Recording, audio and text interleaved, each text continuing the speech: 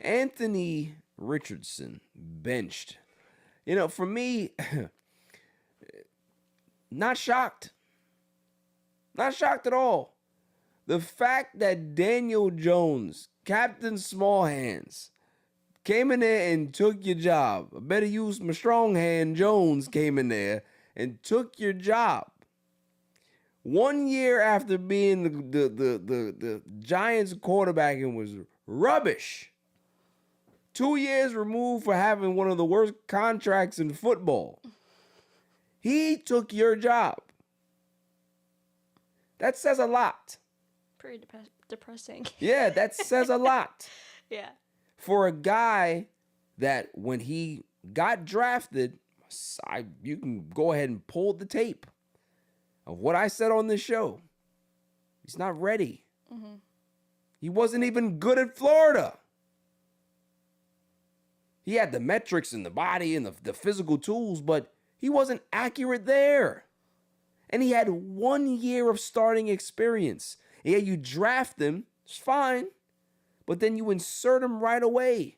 You had Gardner Minshew, who you had signed that offseason, and then you go ahead and give Anthony Richardson the starting job. He didn't play too bad, but then he got hurt. Mm-hmm. And then what happened the year after that? Got hurt again. And then Joe Flacco had to step in. Mm-hmm.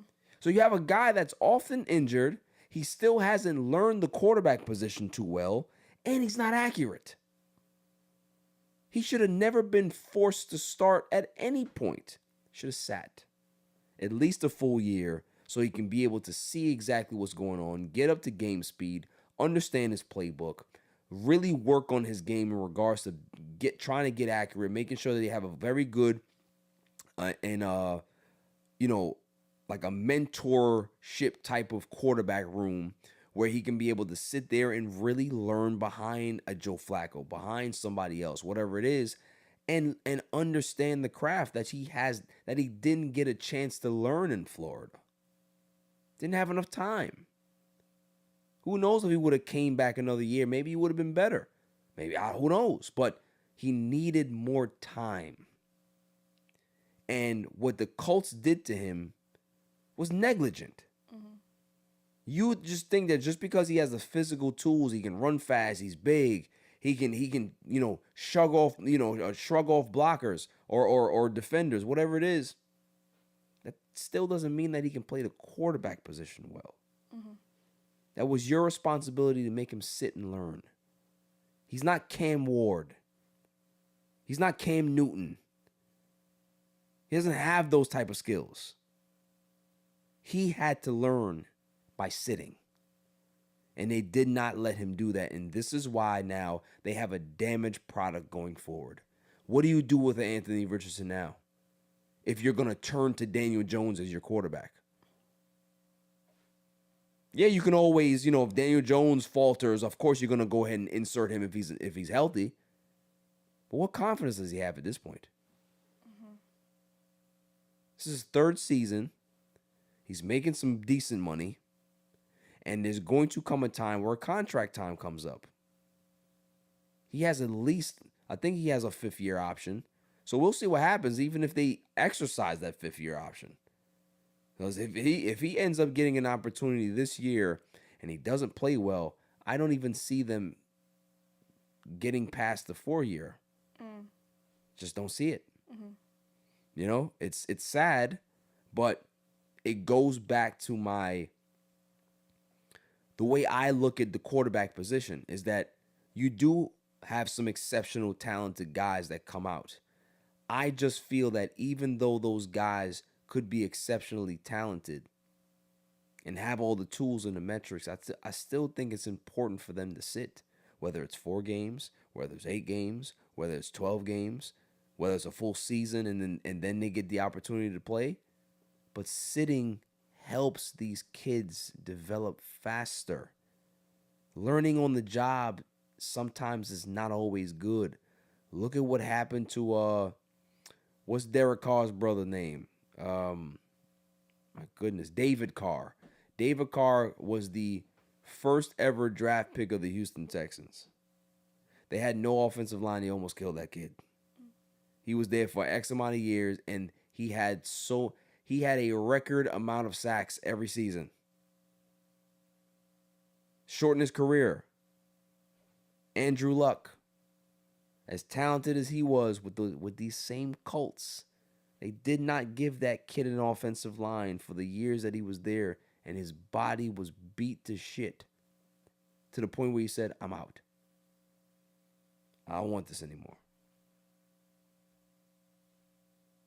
Sometimes you have to allow guys to sit and learn and make sure you give them the resources that they need. Don't just throw them out there to the wolves, is all I'm saying. Let them sit.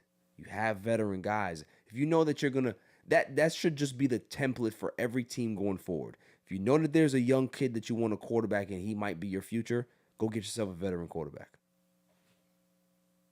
It just goes hand in hand. Mm-hmm. This is you're going to shadow this guy for the next year. Mm-hmm. If there's an opportunity where, we're going to evaluate you in regards to in-game stuff later in the year, if we're out of it, then you might get your opportunity. But don't expect it to happen. Your job is to learn that playbook and to sit here and get better. Mm-hmm. Like, think about what Belichick did with Brady. Did Brady start his first year? No. Mm-hmm.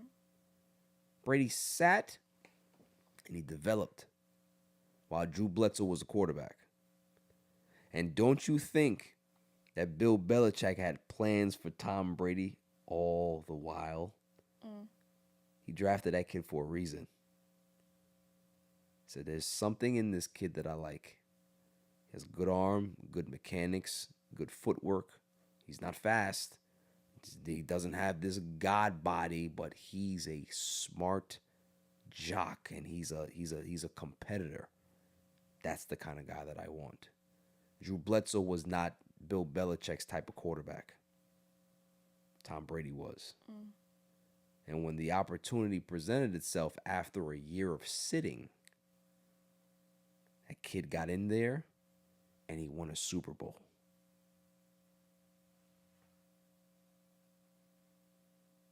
But what else you got? You got what's the other example? Pat Mahomes. Sat a whole year. Had Alex Smith there. They knew they wasn't going to retain Alex Smith because they had the kid. Kid comes in and wins the MVP in his first year. Mm-hmm. First year starting anyway. Like there's a whole bunch of examples that I can keep going through, and I can give you examples of it not working out the other way either. It's no formula to it, but I just feel that that's the better road. Even with your guy, right? Mm-hmm. You have Russell Wilson. You have Jameis Winston that's there. These two veteran guys that do things completely different. Jameis Winston is a talker. He's a motivator. He's somebody that can be able to get guys to run through walls. Russell Wilson is not that type of communicator. Mm-hmm. He's a good player, but he communicates differently. Mm-hmm. He inspires differently. For a kid like Jackson Dart, he's in football heaven right now because all he has to do is worry about getting better. Mm-hmm. And waiting for his opportunity because it will come, mm-hmm. whether it's next year or later this year. Mm-hmm. But the moral of the story is that he's going to have to sit regardless. Yeah. And he's already looking good just a few games in with everybody. So having that time to really learn the playbook, understand more, exactly. Yeah. It's just gonna be better. So he's gonna come in and he's just gonna look like, what's the kid in Denver? Nix. Yeah, Bo Nix. Boy bad. You know what I mean? Yeah. That's all. It's just the way game goes. Some guys just need to sit no matter if they're ready. Yeah, even you just think about it. How can you, obviously the quarterback is the star of the team. You have to have a good quarterback in order to be, have a good team. So how many times do you think of when a rookie comes into it and expect them to be good right away? It's just crazy. Yeah. Because you're coming out of college when there's good players in college, but not NFL players that are coming at you, that want to kill you. Right. So even just to mend well with the team as well, like all the veterans on the team, like really have to work well with them and communicate well with them in order to be good. Absolutely. Because if you don't have a good connection with your wide receiver, you're not gonna be having a good like connection on the field. Yeah. So it's just like a lot behind it. And you would think that the fact that it's the most expensive position on the field, it's the most important position on the field, that you would operate with kid gloves. Whoever your quarterback is, who you've chosen to be your next guy, you want to bring him along slowly, so when he's ready, he can be able to prove to you why you drafted him. Not throw him out there and he has none of the tools that he needs, and now he can't show you his full potential because he's underperforming because of whatever's there. Look what happened to the kid in Carolina. What's his name? Bryce Young. Yeah, Bryce Young. Rubbish. Yeah. Right? All because that team is rubbish. Yeah. Yeah. You're not giving him ways to Nothing. succeed. Yeah. Nothing. Yeah. So it would have been better for them draft him and let him sit. It doesn't matter if he's number one. Who cares? See, that's the thing, is that a lot of these teams, they get caught up in where the kid gets drafted. I drafted you number one, so you gotta start. No, you don't. No, you don't. Treat it like baseball, right? The best prospect that gets drafted, whether he's coming out of high school or college, does he go straight to the major leagues? Yeah.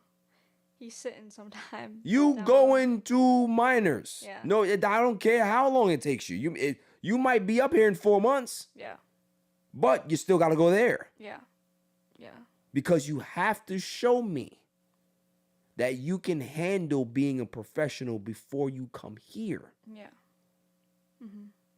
No matter if I know you're going to be good, you still got to go there. Yeah. Griffey still had to go to the minors. He flushed right through that shit. But they were like, yo, we got to see how you do it. And he ate that shit up, and then he came through. Same thing with Bryce Harper. He was 18 when he got drafted. He was 19 when he got up with the Nationals. Didn't take him long. Yeah. You have to just to jump from high school to professionals is crazy. And college to professional, it's a different game. Yeah. Some people are like, everybody's learning curve is different. For how you learn, how you retain information, how you download things. So if you're more of a slow starter, then that sitting is gonna help you. Some people, they're quick learners. You know what I mean? Like, just like, they tend to mature faster. Some people are just like that. But even still, they can always use the extra time. So, moving on.